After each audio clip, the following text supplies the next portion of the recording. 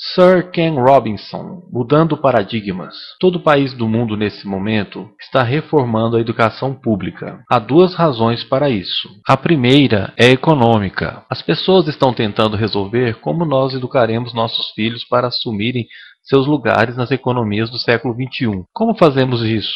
Já que nem sequer podemos antecipar como a economia vai estar no final da próxima semana, como a recente crise demonstrou. Como fazemos isso? A segunda é cultural. Todo país do mundo está tentando entender como educamos nossos filhos para que eles tenham uma percepção de identidade cultural, para que possamos passar os genes culturais de nossas comunidades. Enquanto fazendo parte do processo de globalização, como equacionamos isso? O problema é que eles estão tentando chegar ao futuro fazendo aquilo que fizeram no passado. E no processo, estão alienando milhares de crianças que não veem nenhum propósito em ir para a escola. Quando fomos à escola, éramos mantidos lá com a história de que se você estudasse bastante e obtivesse um diploma universitário, você conseguiria um emprego. Nossos filhos não acreditam nisso. Eles estão certos em não acreditar. É melhor ter um diploma do que não ter nenhum, mas isso não é uma garantia. Particularmente, se o caminho para ele marginalizar a maior parte das coisas que você pensa que são importantes para você. Algumas pessoas dizem que temos que elevar os padrões, se isso representa algum avanço. Sabe, claro que devemos elevá-los. Por que baixaríamos? Você sabe, eu ainda não encontrei nenhum doido que me persuadisse a baixar os padrões. Mas elevá-los? É claro que devemos elevá-los. O problema é que o sistema educacional atual foi desenhado e pensado e estruturado para uma época diferente. Ele foi concebido na cultura intelectual do iluminismo e na circunstância econômica da Revolução Industrial. Antes da metade do século XIX, não havia sistemas de educação pública.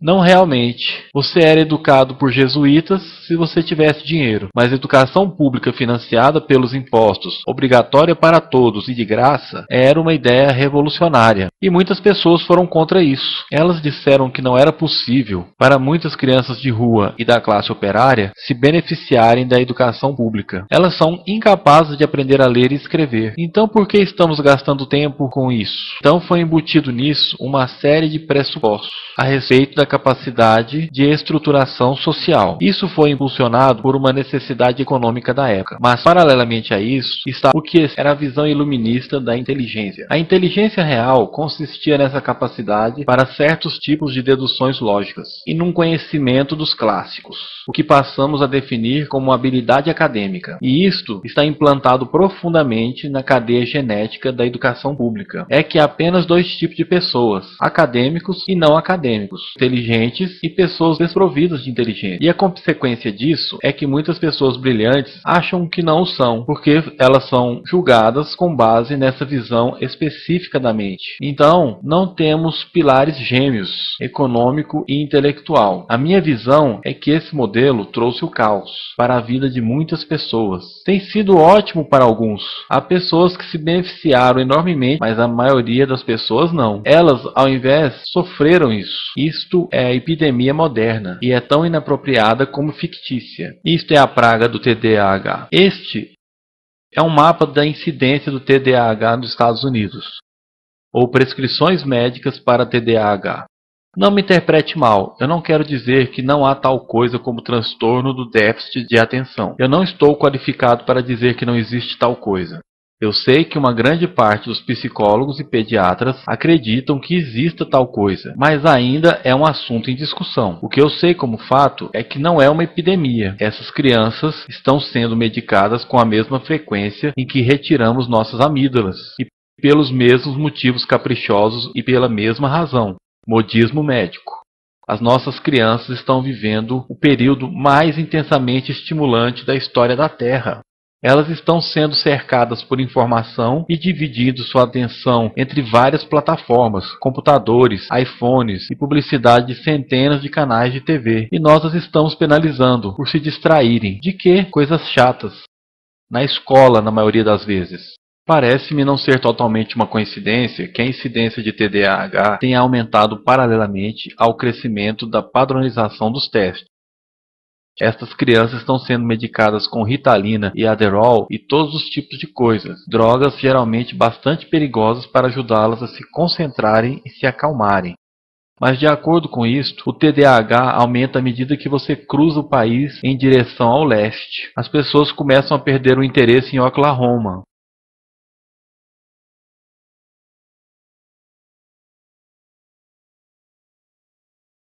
Elas dificilmente conseguem pensar direito em Arkansas. E quando chegam a Washington, já estão completamente perdidas. E eu creio que há razões diferentes para isto. É uma epidemia fictícia. Se você pensar nisso, as artes, e eu não quero dizer que seja exclusivamente as artes, eu também acho que é o caso da ciência e da matemática. Eu menciono as artes em particular porque elas são a vítima dessa mentalidade. Em especial, as artes tratam especialmente da ideia de experiência estética. Uma experiência estética é aquela em que os nossos sentidos estão operando na sua capacidade máxima, quando você está presente no momento atual, quando você está vibrando com o entusiasmo desse sentimento que você está experimentando, quando você está plenamente vivo. E anestésico é quando você fecha seus sentidos e se anestesia para o que está acontecendo. E muitas dessas drogas fazem isso. Nós estamos conduzindo nossas crianças na sua educação escolar, anestesiando-as. E eu penso que deveríamos fazer exatamente o contrário. Não devemos colocá-las para dormir, mas sim despertá-las para aquilo que elas têm dentro de si. Mas o modelo que temos é esse. Eu acredito que nós temos um sistema educacional moldado nos interesses da industrialização e na sua imagem. Eu vou dar alguns exemplos.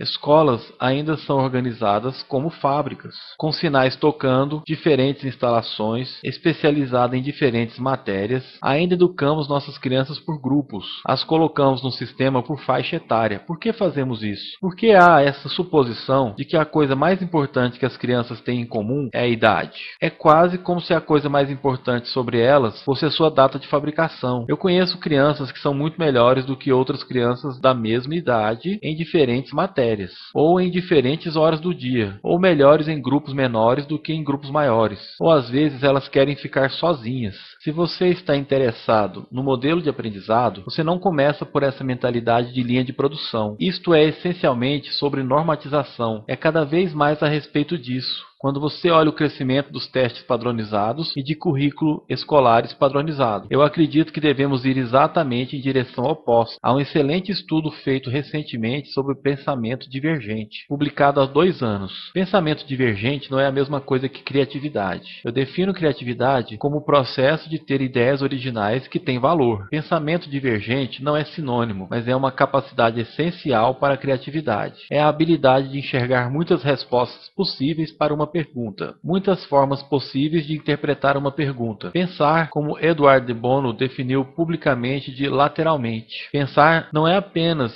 de maneira linear ou convergente. Enxergar múltiplas respostas e não apenas uma. Eu preparei um teste para isso. Num deles, chamado de exemplo do bacalhau, são feitas perguntas do tipo: quantas utilidades você pode ver para um clipe de papel? Uma das perguntas rotineiras. A maioria das pessoas pensa em 10 ou 15. Pessoas boas nisso podem achar até 200 utilidades. E elas fazem isso dizendo: você sabe, precisa ser um clipe de papel como conhecemos, Jim? O teste é esse. Eles foram dados para 1.500 pessoas num livro chamado Breakpoint and Beyond. E pelas regras do teste, se você pontuasse acima de um certo nível, você seria considerado um gênio do pensamento divergente. Então a minha pergunta sobre isso é: qual a percentagem das 1.500 pessoas testadas obteve pontuação de gênio em pensamento divergente? Eu preciso saber mais uma coisa sobre eles. Estas eram crianças do jardim de infância. Então o que você acha? Qual foi a percentagem de gênios?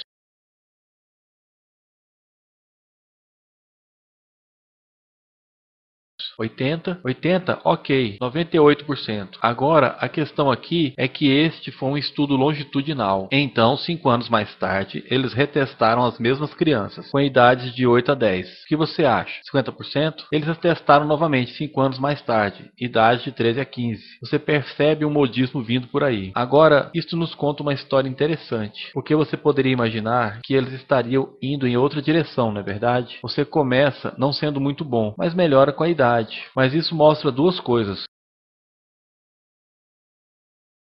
Uma é que todos nós temos essa capacidade. E duas, ela predominantemente se deteriora. Muitas coisas aconteceram com essas crianças à medida que cresceram. Muitas. Mas das coisas mais importantes que aconteceram, que eu estou convencido, é que agora elas foram educadas. Elas passaram 10 anos na escola ouvindo. Há uma resposta, está atrás, e não olhe, e não copie, porque isso é colar. Fora da escola, isso é chamado de colaboração, mas não dentro das escolas. Isso não é porque os professores quisessem que fosse desse jeito. É simplesmente porque acontece dessa maneira. É porque está na cadeia genética da educação. Nós temos que pensar de forma diferente a respeito da capacidade humana. Temos que romper com a concepção antiga de acadêmico e não acadêmico, abstrato, teorético, vocacional, e vê-la pelo que ela realmente é, um mito. Em segundo lugar, temos que reconhecer que o melhor aprendizado acontece em grupos. Colaboração é a matéria do crescimento. Se atomizarmos as pessoas separando e julgando-as separadamente, nós criamos uma espécie de barreira natural de aprendizado. E em terceiro lugar, isto é crucialmente sobre a cultura de nossas instituições, os hábitos das instituições e os habitats que elas ocupam.